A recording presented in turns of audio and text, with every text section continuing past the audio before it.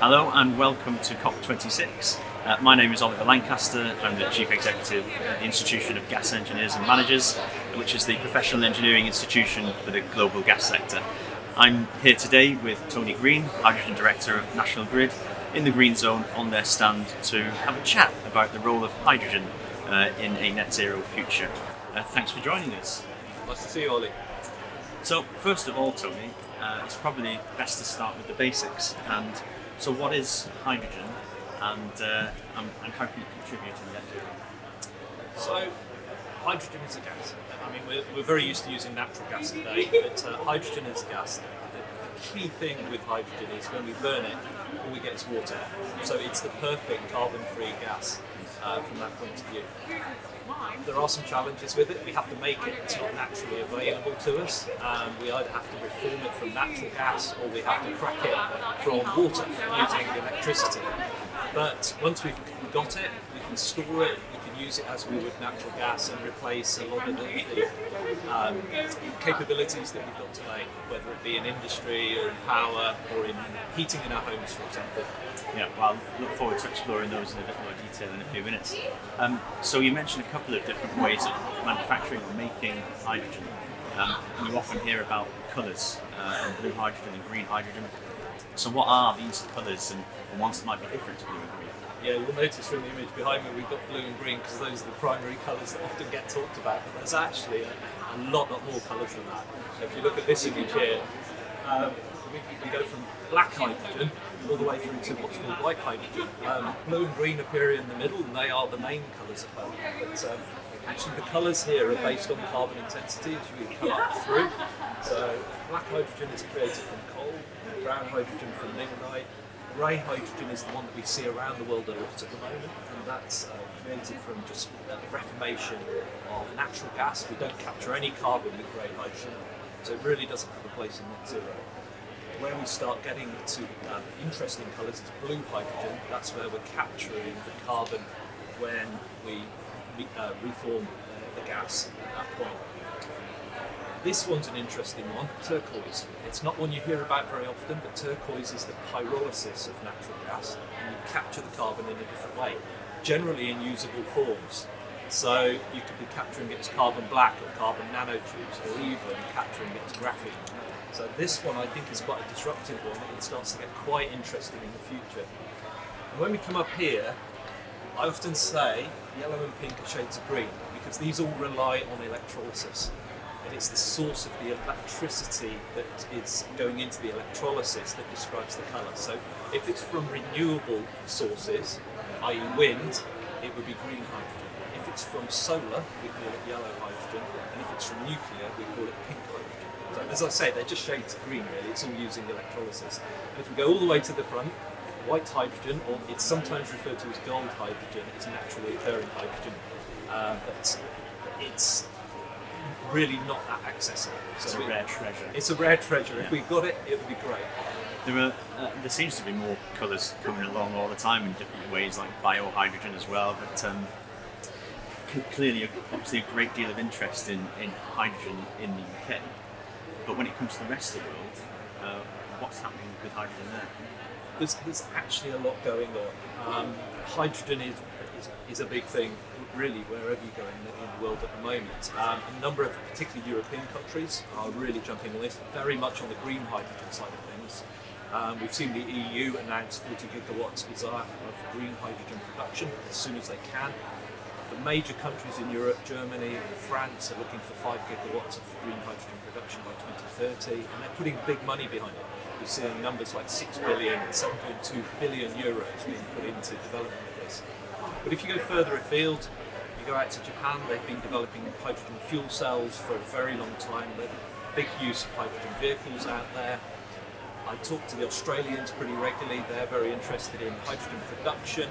There's now a liquid hydrogen ship to actually ship hydrogen up to Japan there, and they're looking at piping hydrogen around networks in the same way as we are. And then if you go over to, say, the US, big interest in California in hydrogen for vehicles, but we're actually now starting to see the US really focus on hydrogen as a way of taking gas out of the networks as well. So it's becoming a much bigger thing on a global scale. And you know, that global market for it, Australia looking to try to dominate in the export area. Certainly a lot of movement happening over the last year or so. But pulling it back to the UK, what's been happening over the recent year or so when it comes to strategy? What are you hearing from UK government and indeed devolved governments? So from a UK point of view, I think we've had a massive year. It's a bit of an understatement. We've been looking at hydrogen for quite a long time. What we've seen from the UK though over the last 12 months are some really significant things. The first thing we saw at the tail end of last year was the Prime Minister's 10-point plan, and hydrogen featured within that.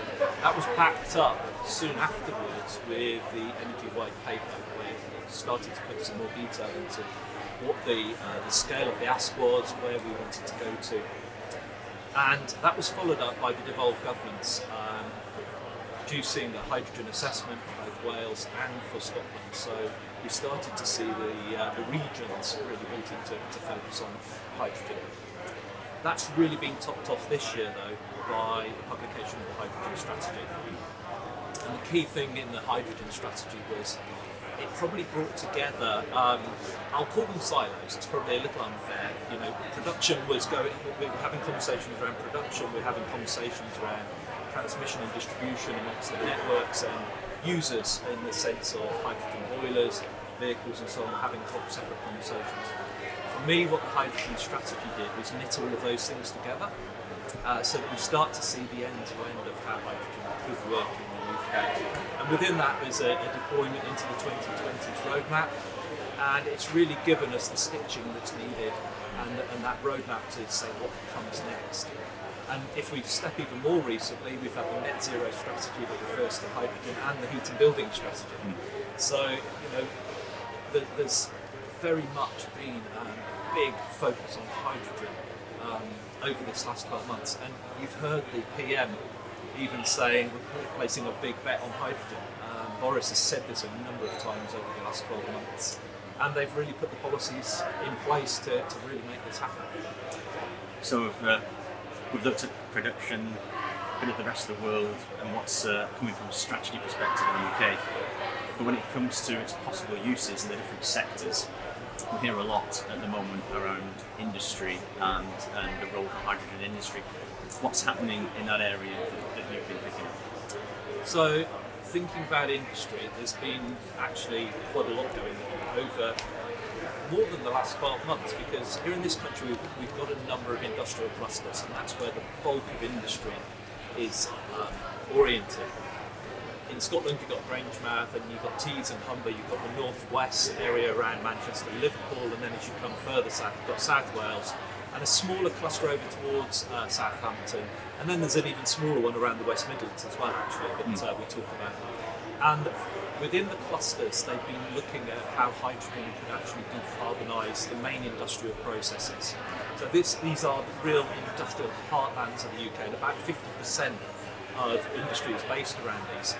So the clusters have got together.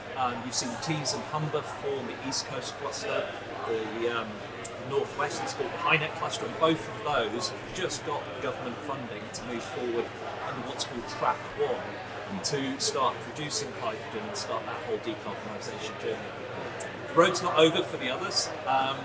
The Acorn cluster, which is the Scottish cluster, is the reserve cluster, which basically means it's probably the top of cluster the track 2, and the other clusters will keep moving forwards as well. So within the clusters, when you look at it in detail, there's a mixture of blue hydrogen, there's then green hydrogen within them. There's different uses as well, looking at different industrial processes. You've got high heat processes where hydrogen is really delivering into those, and then right the way down into manufacturing as well. So it's been a really big year, and we're now starting to really see how hydrogen could deliver into industry. And what we need to do then is build out from those clusters, start joining the dots, and we can start seeing what the bigger picture looks like.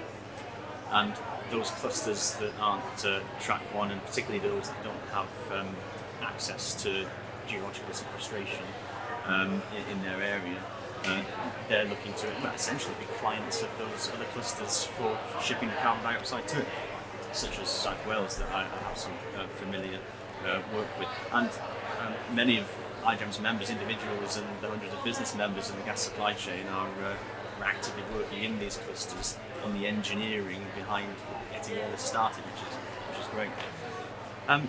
So moving on from industry, gas today's got a significant role in power generation, particularly because of its flexibility. And so what's the role in the future looking like for power generation with hydrogen in the mix? Yeah, it's a good question. I mean, today around 40% of electricity here in the UK is generated from gas. And actually, hydrogen is a really perfect bedfellow to renewables going forwards. So we're building out lots and lots of renewables in the UK. Up to 40 gigawatts in the 10-point plan is desired by 2030. That's going to give us a lot more electricity coming down that route. And the beauty of green hydrogen is we can use that in generation to create green hydrogen, and we can store it. So for the days when the wind doesn't blow and the sun doesn't shine, we actually can run our power stations, the gas turbines on hydrogen rather than on natural gas. So we're making the best use of everything that we've got available to us. So use renewables and then use hydrogen as that storage vector. We can also use that hydrogen straight into fuel cells at a much, much smaller scale. So it doesn't have to be full-scale power generation, it can be a lot smaller. So think of it being used in peaking plants, think of it being used in at times when we do have those lulls in the wind going forward. And we've had a couple of instances this year. We had 19 days of no wind. I think it was 9 days of no wind back in April. That's a very, very long period to not have the ability to generate electricity from wind. And so we need, from a resilience point of view, that backup. And I think that's where hydrogen can play that role going forward, in much the way it does today from a natural gas perspective. Yeah, those 19 days in April of low wind and 19 consecutive days, 9 consecutive days of no wind at all came when it was an extended heating season as well. And so there was that double demand for it without winter power generation and for heating homes. And 35 consecutive days of low wind only between mid-August and mid-September. So yeah, it's certainly something we need to be aware of for security of supply of electricity. And moving on to problem solving for heat and heat in buildings, heat in homes. What are the different solutions that there are out there at the moment that can meet the needs of net zero? And what's your perspective on them and the role of hydrogen to play a part in that? So this is quite topical actually, because there's a lot in the newspapers at the moment on the back of the heat and building strategy being published. 85% of homes today have gas boilers in them. That's what we enjoy, and we've benefited from having natural gas coming out of the North Sea for many, many years. Looking at the current scenario, we've got to change 20,000 houses a week between now and 2050 in order to get to a net zero solution in our homes. That's a massive challenge. So I really think we're going to need pretty much all available technologies. So if we look at what's available to us today, we've got heat pumps, and you've got air source heat pumps, you've got ground source heat pumps, you've got district heating networks, you've got various forms of electric heating you can make use of. And we've started to see hydrogen boilers now going to demonstration mode. So those aren't ready yet. The houses that you see behind me is where some of them were tested. This is doing these test sites at Spade Adam, and we've got high for heat houses here on the screen. These houses are all designed in a slightly different way to represent the main building stock.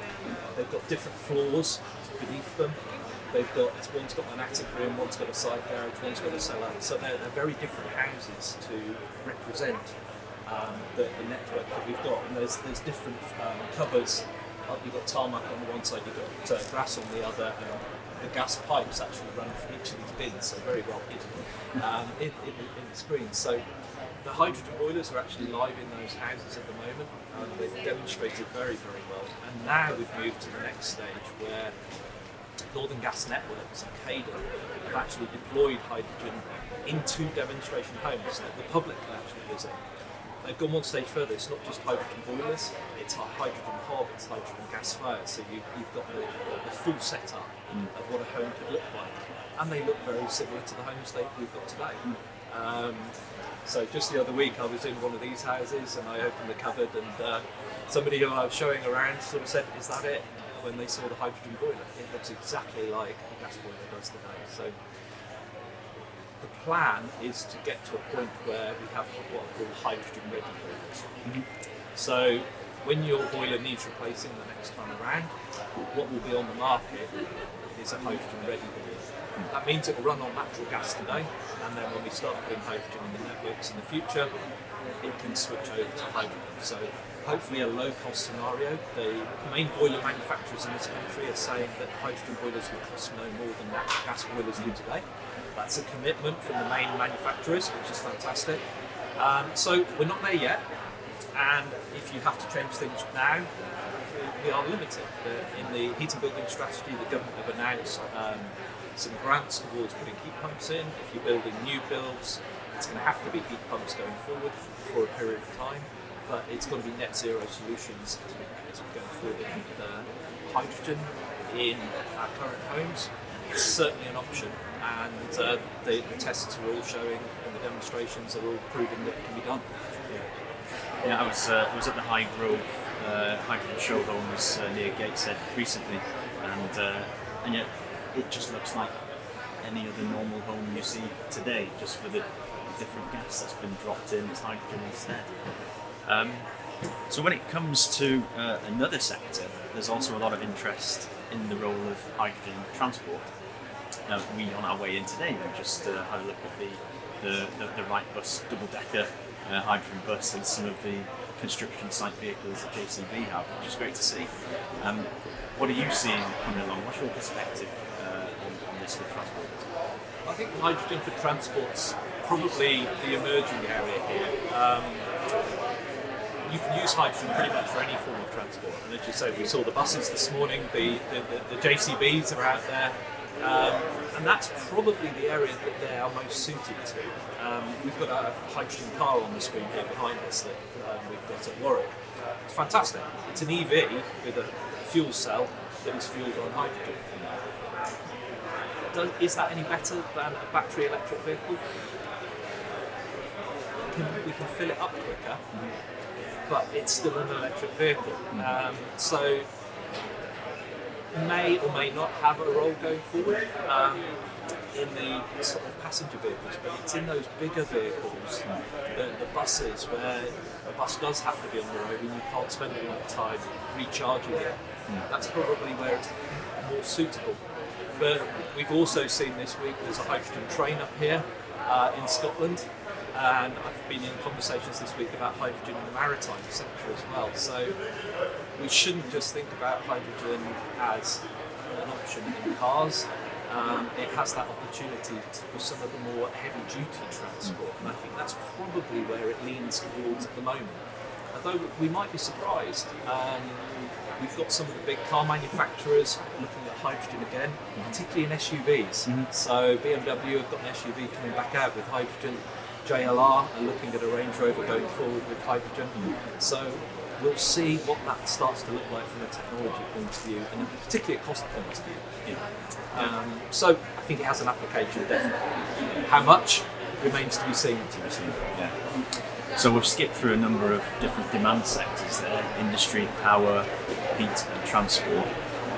So it comes to the question discussion now around how the hydrogen is reaching those demand sectors and the role of networks in delivering that. And the big question that's often on people's lips when it comes to meetings about hydrogen and its use is the question of when could we expect to see it happen? Before I answer that, let's just take a little step back, because we've got a picture there of the national transmission network that we've got today. This supplies about 2/3 of the energy we use today. We can't just start putting hydrogen down to run. We've got to make sure it's absolutely safe. we've got to make sure that we understand exactly any impact hydrogen is likely to have on those assets. And we've got to make sure that whatever we do as we start switching them over is absolutely resilient. So we've got to maintain resilience on the natural gas network, and as we move over to a hydrogen network, also make sure that is suitable. So there's a lot of work to do, and we've been doing a lot of work looking at the options so far. And we're now moving to a stage where we're beginning some of the testing of this particular infrastructure. So when we look at our test facility, and this is a very early picture, the hydrogen homes that I showed you just earlier on, right up there at the top. And as we come back down the site here, there's actually a full distribution network now constructed in front of those hydrogen homes. The high pressure store for the gas is here. That's about 70 metres long, and it's a 1200 millimetre 4-foot diameter pipe, so just to give you an idea of the scale of things here. And as you can see here, the earth moving is underway, and we're actually going to be building a full-scale transmission test facility on this section here. So what we're doing is we are decommissioning certain assets from around the country. So a full entry point, full exit point, line pipe and block valves. We're bringing them all in, and we will construct a facility here whereby we can take gas out of the store, bring hydrogen around that loop, and then serve it down into the distribution network all the way down to the houses. What we want to do is start with 2% hydrogen, then we'll move up to 20% hydrogen. And 20% is interesting because that's the blending level we reckon we could take the whole of the UK to. That's the level the boiler in your home could work with today, without any retrofit. So 20% is quite a useful number to play with.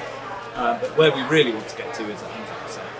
So that network is going to be under construction for the remainder of this year, and we will begin that 2%, 20%, 100% testing next year.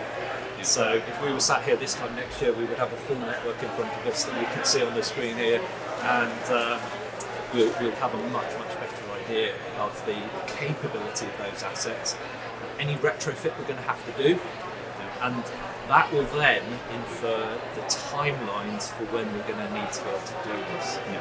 So the next few years is very much about working out what needs to be done, and then later on we can start actually doing that retrofit.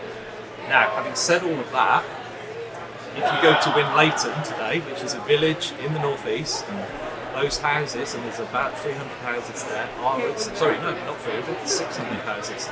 Those 600 houses are receiving 20% hydrogen today. So it's already happening. So the distribution networks are already blending hydrogen into the network, proving that it works, proving that it's safe. What we've got to do then is start scaling that up. So the next thing to happen will be SGN. We'll go live with 100% hydrogen at Levenmouth, and we want to be moving towards a hydrogen village by the middle of the decade, and then a hydrogen town towards the end of this decade. So in parallel with that, from a transmission point of view, we should start being able to build out and convert our first assets probably from 2026 onwards. So there's a lot going on, and it's going to be quite exciting as we look forward. And a lot of collaboration, obviously, across transmission and distribution as things are kind of developed alongside one another, things happening all at the same time to deliver it as quickly as possible. I'm actually here next week going visiting this. Yeah, and I think your point about collaboration is a good one, because the work up there was done by Northern Gas, and those houses have also been used for the base life heat programme. Northern Gas Networks under H21 have constructed that bit. We're constructing this bit down here, and we're sponsoring each other, we're helping each other. But as I referenced, we're also supporting the SGN work. Our colleagues at Cadent and the High Deploy work, we're supporting those, and Wales and West. So we're all working together, making sure we're covering all the bases and answering the complete set of questions together. And we as gas networks, we've been doing that under a grouping that we call Gas Goes Green, as a kind of a brand, I guess, but it's just a working party that is really answering all those questions together. And when it comes to linking up the industrial clusters around the UK, that will add a great deal of flexibility around production and demand, rather than being just local and regional, and it'll help to spread it out. But it also gives that opportunity for those places that don't have industry that move first to hydrogen and don't have a coastline like the clusters have, to be able to take hydrogen from gas transmission systems such as Birmingham, which is great that there's options to decarbonise the rest of the gas network because of this connecting up of the clusters. Yeah, so as I mentioned a moment ago, we're looking at what pipelines we would want to start connecting up and start converting. This is an outline of Project Union, as we call it, Union of the clusters. So you've got main industrial clusters at certain locations. This is an artist's impression of what Project Union could look like. It's a 2,000 kilometre network that would repurpose parts of the national transmission network to provide that initial hydrogen backbone for the UK. But there's a couple of other important things here. We are interconnected with Europe, and there are 2 interconnectors that go down to the Netherlands and Belgium, and one over to Ireland as well. And there's a 40,000 kilometre network being scoped up in Europe. So it's really important that we've got this interconnection. We are the linchpin still over to Ireland. They get a lot of our gas today. As we move to hydrogen, they want to be able to move to hydrogen. So getting the backbone started, we want to be able to deliver this in the 2030s, early 2030s. It's going to be absolutely essential. And then we can start to build out. So as you mentioned, Birmingham, at the moment, we're showing a pipeline here, but it could be one of the pipelines that come down the west of the country to pick up Birmingham. And we'll convert these assets over time and get to that. So this is very much the starting point. It's part of something much, much bigger that allows us to link to Europe for a resilience point of view. But the other thing we haven't talked about is the linkage into storage. And in a hydrogen world, we're going to have more storage than we have today. So we've got the likes of Rough in the middle of the sea there. Centrica have already announced they're looking at repurposing Rough to hold hydrogen. There's a few near to shore disused gas fields as well. They could well be repurposed to hold hydrogen. But the typical way of holding hydrogen is in salt caverns. And there are a number of salt caverns in the north of the UK. There's also potential suitability towards the south. So I think we're going to start to see more storage capacity needed. And we'll start to see that. So we're going to have that main connection into those points as well. Yeah, when we talk about connecting the clusters, and industry obviously having a big part in that, and power and transport, but when we consider heat as well, it's been really interesting recently to hear that there's about 40% of domestic heat that's in those industrial areas within easy reach, which is great. And just wanted to quickly touch on, it seems like much of this is focused around the repurposing, the using of existing pipelines. Have new pipelines been considered? Yes, and it would actually be easier from a resilience point of view to build new pipelines. That would mean somebody's got to pay for it. Yeah. And if we can reuse the pipeline, that's going to be more efficient. And if you look at the costs, we're estimating that repurposing is about 20% of the cost of a new build pipeline. So there's a real incentive there to try and reuse what we've already got if we can. It would be easier to probably new build in many ways because I wouldn't have to worry then around that transition so much. As we do a staged transition, we're going to have to be a lot more careful, and it goes back to the resilience point I was mentioning earlier. So trying to balance resilience between the two networks is a lot harder. Much easier if we had a new pipe, but 5 times the price. As a consumer, I wouldn't want to be paying for that, so I would want to be being as efficient as possible, and that's where the reuse really comes in. And it's not just us looking at this, our colleagues over in Europe are also looking at the reuse of all of the assets as well. So there's a good evidence base growing to demonstrate that it can be done. And it makes sense. What we don't want is stranded assets going forwards either. Yeah, we need to make sure that we deliver something that's the lowest total system cost, so that people who pay their bills for their energy in the future to be net zero, it's as affordable as it possibly can be. Absolutely. So that was a massive ambition and activity going across the hydrogen space. And it's painting quite an exciting picture for the potential that there is across the different sectors. What are the next steps? So, as I show on my slide here, I still think we're at the start. I've been on this journey for 4 years now, looking at hydrogen in gas transmission. I was looking at it in distribution before that, and it still feels like we're at a start point here, but we've come a long way already.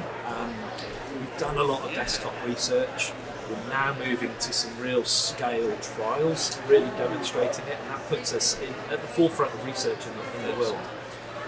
This next few years is going to be very much developing that evidence base, doing the research, doing the innovation, developing the policies, making sure everything is in place.